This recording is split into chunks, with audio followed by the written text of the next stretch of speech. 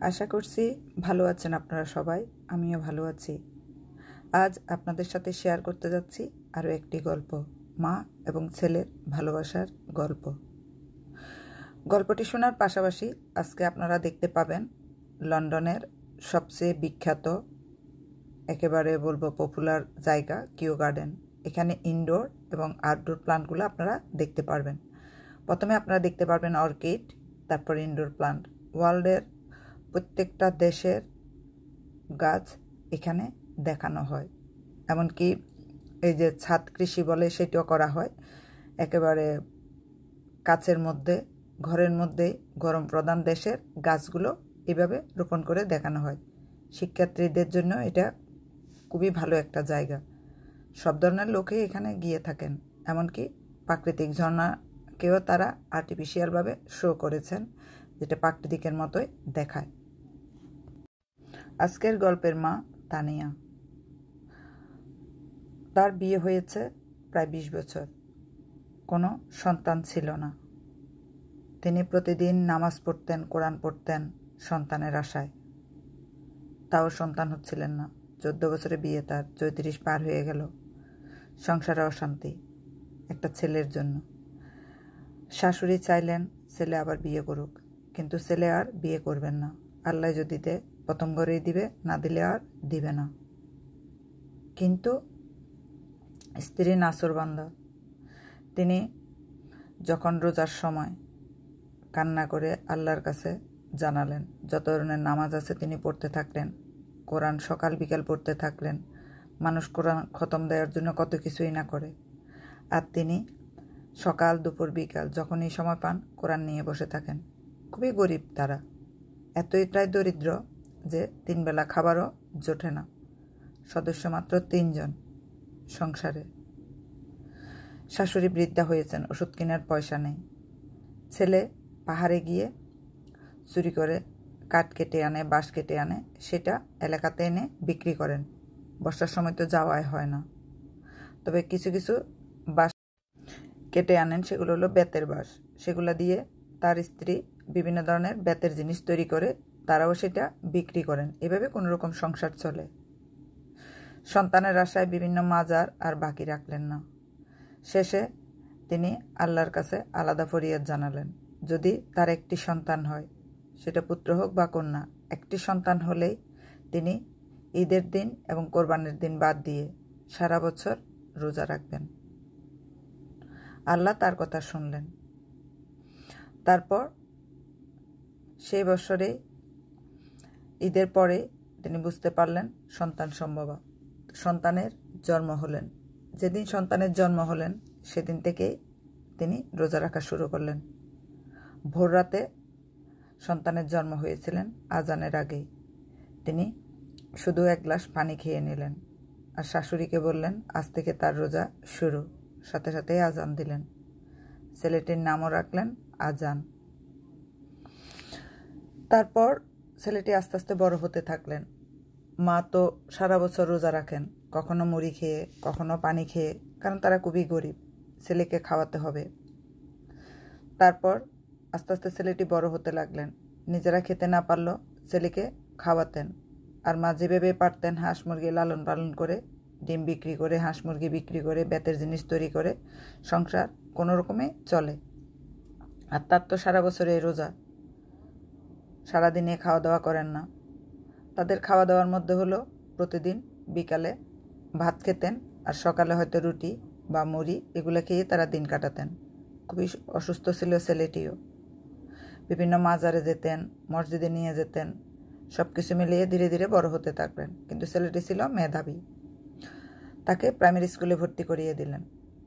ভর্তি করানোর পরে মেধা ভালো বিধায় শিক্ষকেরা ফ্রিতে তাকে আলাদা করে পড়াতেনও। খাতা কলম যা লাগে স্কুল থেকে দিয়ে দিতেন, কারণ তারা জানেন তার বাবা পাহাড় থেকে কোনো রকমে কাঠ আনতে পারলে সেটা বিক্রি করে চালাতেন। একবার তিনি ফরেস্টারের গুলিয়ে খেলেন পায়ে। তারপর হসপিটালে পড়েছিলেন অনেক দিন। এলাকাবাসী টাকা তুলে চিকিৎসা করে এনে দিলেন। তখন আরও অভাব সংসারে। এদিক সেদিক থেকে মানুষ কোনো রকম খাবার টাবার দিয়ে সাহায্য করতেন। এভাবে ধীরে ধীরে ছেলেটি বড় হতে লাগলেন। মা সারা বছরে 2টা কাপড়ও পেতেন না। ছিঁড়া কাপড়গুলো দিয়ে কোনো রকম দিন চালিয়ে দিতেন। মানুষ যদি পুরাতন কাপড় দিয়ে যেতেন বেতের জিনিস কিনতে এসে সেটাই পরতেন। ছেলেটি যখন হাই স্কুলে ভর্তি হলেন তখন তার দাদিও মারা গেলেন। সংসারে এখন 3 জন, তাও বাবা ঠিকমতো খাবার জোটাতে পারতেন না। তারপর ছেলেটি ভালো রেজাল্ট করলেন এসএসসিতে ভর্তি হলেন।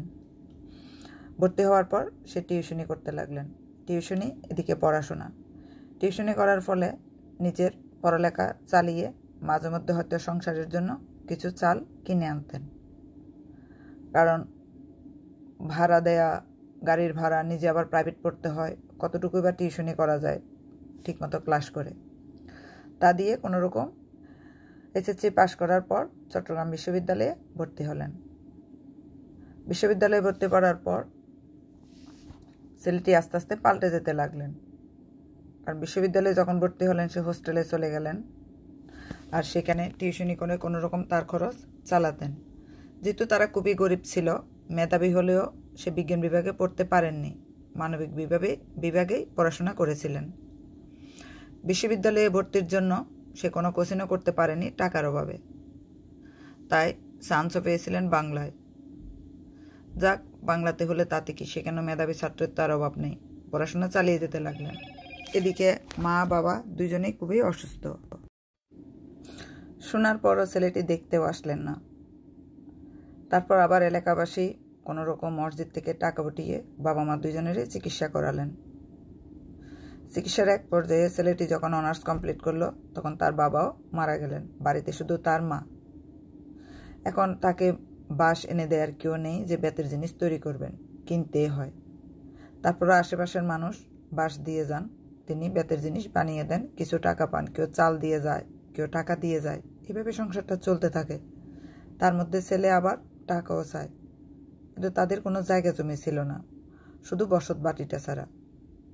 বসত বাটি আর কি, একটা মাত্র ঘর ছিল, সামনে একটু উঠান, এছাড়া আর কিছুই ছিল না। পরে মানুষ যখন ঈদের সময় কিছু জাকাতের টাকা দিলেন তার মাকে, সেই টাকা দিয়ে তিনি দেখা যেত বাঁশ কিনতেন, কিনে বেত তুলে রাখতেন। মানুষ অর্ডার দিলে বেতের জিনিস বানিয়ে সেটা সাপ্লাই দিতেন। তখন অত বেশি যোগাযোগ ব্যবস্থা ভালো ছিল না বলে বিভিন্ন এরিয়ায় কিন্তু সাপ্লাই দিতে পারতেন না, জাস্ট এলাকার মানুষজনেই কিনে নিতেন বেতের জিনিস। তবে বেশিরভাগ মানুষই সেই এলাকাতে অত ধনী ছিল না, তাই তারা দেখা যেত বেতের জিনিস বানিয়ে চাল দিয়ে যেতেন। অনেকে আবার মরিচ চাল দিয়ে যেতেন, মরিচ চাল ভেজেও মা সেটা দিয়ে কিছু টাকা পেয়ে কোনোরকম চলতেন, কারণ ছেলেকেও কিছু কিছু টাকা দিতে হয়। সবসময় সে টিউশনি করে চলতেও পারে না। আসল কথা হচ্ছে, এত দারিদ্রতার মধ্যে বড় হওয়ার পরও ছেলে কিন্তু বিশ্ববিদ্যালয়ে গিয়ে দারিদ্রতা আর মনে রাখেনি। যেটুকু আয় করতো সেটা উড়িয়ে দিত, বন্ধুবান্ধবদের বলে বেড়াতো সে অনেক ধনী ঘরের ছেলে। তারপরে সেখানে প্রেমে পড়ল তাদেরই বাংলা বিভাগের প্রভাষকের মেয়ের সাথে, একটা মাত্র মেয়ে।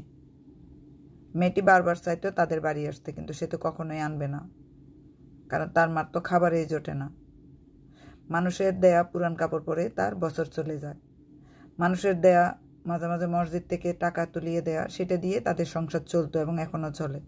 কারণ ছেলে টিউশনি করলেও বাড়িতে কোনো টাকা পাঠায় না। বাংলায় যেহেতু মানবিক বিভাগে সে পড়ে, সে কিন্তু চাইলেই একটা চাকরিও করতে পারতো পার্ট টাইম হিসাবে, সেটা সে করে না, টিউশনি করে সেটা উড়িয়ে দেয়।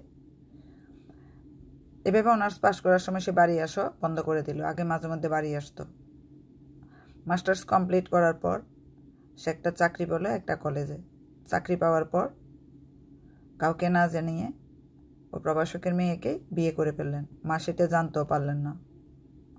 বাড়ি সে আসে না, চাকরির সুবাদে সেখানে সে বাসা ভাড়া নিয়ে স্ত্রী নিয়ে থাকেন। সেখানে তারও একটি পুত্র সন্তান হলো। মা তাও জানেন না, শুধু আশেপাশের মানুষ থেকে খবর নেন ছেলের চাকরি হয়েছে। মা অধীর আগ্রহে বসে থাকেন কখন সন্তান আসবে। তার তো এত খাওয়া পড়ার তাড়া নেই, কোনোরকম মানুষের দেয়া পুরান শাড়িতে বা জাকাতের টাকায় তার মোটামুটি চলে যায়। তার বয়স হয়েছেন,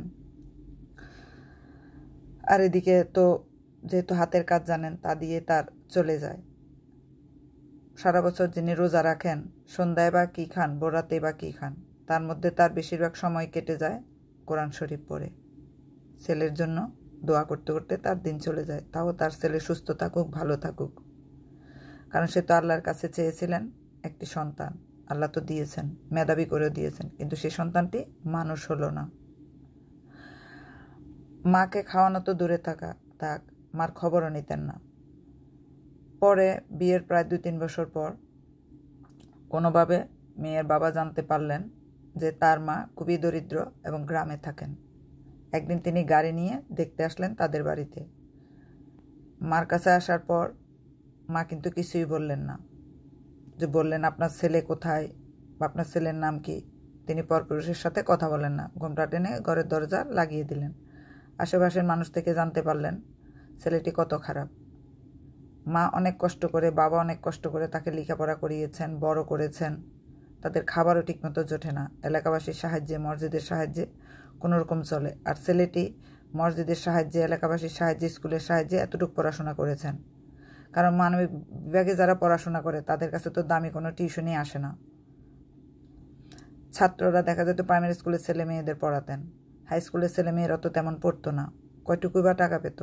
মা অনেক কষ্টে, অনেক যত্নে এই ছেলেটিকে মানুষ করেছেন। বাবাও ধুকে ধুকে মারা গিয়েছেন।